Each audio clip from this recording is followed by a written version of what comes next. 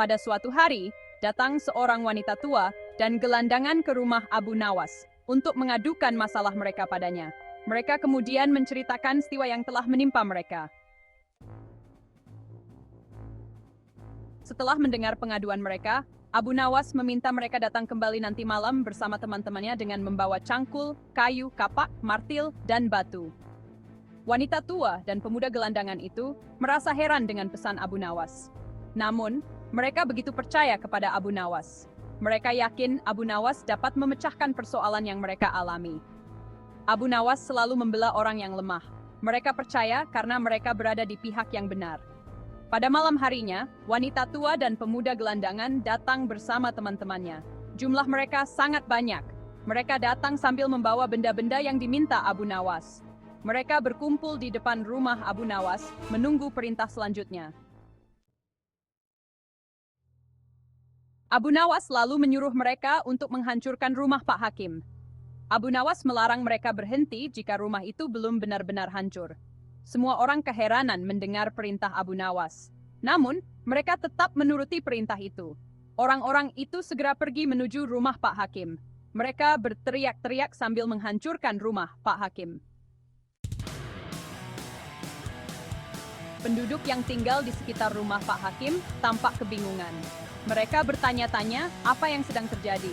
Penduduk pun berusaha mencegah perbuatan orang-orang itu. Namun, mereka tak mau berhenti melakukan pengrusakan. Penduduk akhirnya hanya pasrah dan membiarkan mereka melakukan keinginannya. Pak Hakim terkejut melihat banyak orang ingin merusak rumahnya. Pak Hakim segera keluar dari rumahnya dan menemui orang-orang itu. Pak Hakim sangat marah. Ia menanyakan siapa yang menyuruh merusak rumahnya. Mereka pun memberitahu Pak Hakim bahwa mereka hanya disuruh oleh Abu Nawas. Setelah menjawab pertanyaan Pak Hakim, mereka bukannya berhenti, malah terus menghancurkan rumah tersebut hingga roboh dan rata dengan tanah. Pak Hakim tak berdaya melawan para perusak rumahnya. Jumlah mereka terlalu banyak. Hatinya sangat dongkol karena tidak ada orang yang membelanya. Ia pun bertekad akan melaporkan kejadian ini kepada raja. Keesokan harinya, Pak Hakim pergi ke istana untuk mengadukan kejadian semalam kepada sang raja. Ia ingin raja memutuskan perkara ini dengan bijaksana. Raja pun memerintahkan prajurit untuk memanggil Abu Nawas. Prajurit kerajaan segera menangkap dan membawa Abu Nawas ke istana.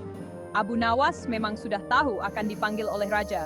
Ia sudah mempersiapkan diri jika ditanya oleh sang raja. Ia pun bersikap sangat tenang. Raja menanyakan apakah Abu Nawas yang menyuruh orang-orang untuk merusak rumah Pak Hakim. Abu Nawas mengakui perbuatannya itu tanpa rasa takut sedikit pun. Raja bertanya, mengapa ia melakukannya. Abu Nawas lalu menjelaskan kepada raja. Pada suatu malam, Abu Nawas bermimpi.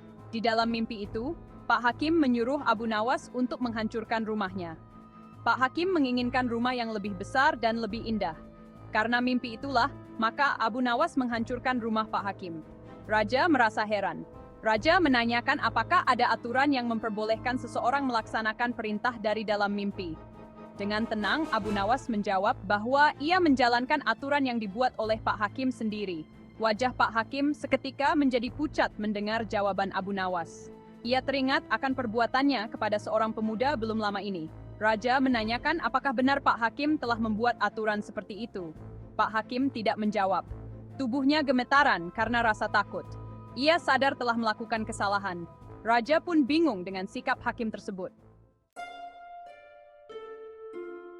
Raja meminta Abu Nawas untuk menjelaskan kejadian yang sebenarnya. Abu Nawas lalu menceritakan kejadian yang sebenarnya. Pada suatu malam, seorang pemuda kaya bermimpi kawin dengan anak Pak Hakim. Di dalam mimpi, ia membayar mas kawin agak banyak. Pak Hakim mendengar kabar mimpi itu, ia segera mendatangi si pemuda dan meminta mas kawin anaknya. Tentu saja pemuda itu tak mau membayar mas kawin hanya karena mimpi. Namun, Pak Hakim merampas semua harta milik pemuda itu. Pemuda itu menjadi seorang gelandangan dan akhirnya ditolong oleh seorang wanita tua. Raja sangat terkejut mendengar cerita Abu Nawas. Ia memerintahkan Abu Nawas untuk memanggil si pemuda. Raja ingin membuktikan bahwa Abu Nawas tidak berbohong. Abu Nawas memang sudah menyuruh pemuda itu menunggu di depan istana. Abu Nawas segera memanggil pemuda itu ke hadapan raja.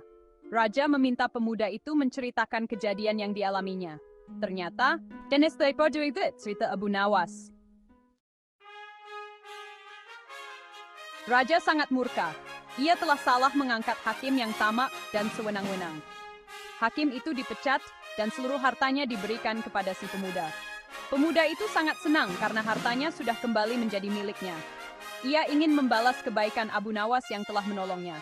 Ia akan memberikan sebagian hartanya sebagai hadiah. Namun, Abu Nawas menolak pemberian pemuda itu. Ia menolong dengan tanpa pamrih.